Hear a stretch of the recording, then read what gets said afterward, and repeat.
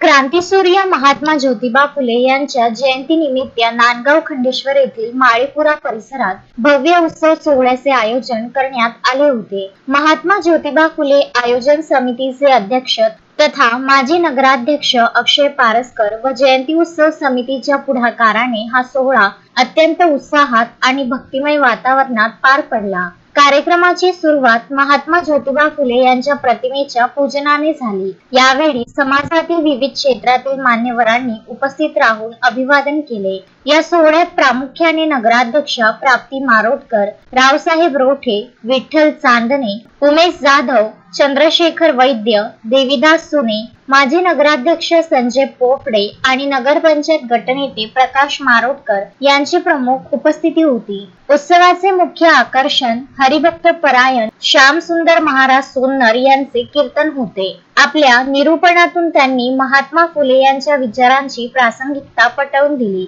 शिक्षणाशिवाय गत्यंतर नाही हा संदेश देत त्यांनी समाज प्रबोधन केले, ज्याला उपस्थित नागरिकांनी उत्स्फूर्त प्रतिसाद दिला।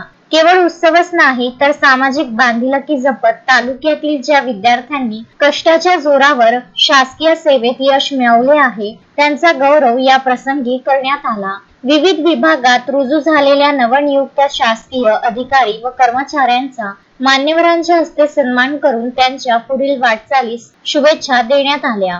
कार्यक्रमाच्या यशस्वीतेसाठी आयोजक अभिषेक पारसकर व मित्र परिवार, योगेश चव्हाडे, अविनाश ब्राह्मणवाडे, ओंकार ठाकरे, वासुदेव लोखंडे यांच्यासह समितीच्या सर्व सदस्यांनी परिश्रम घेतले।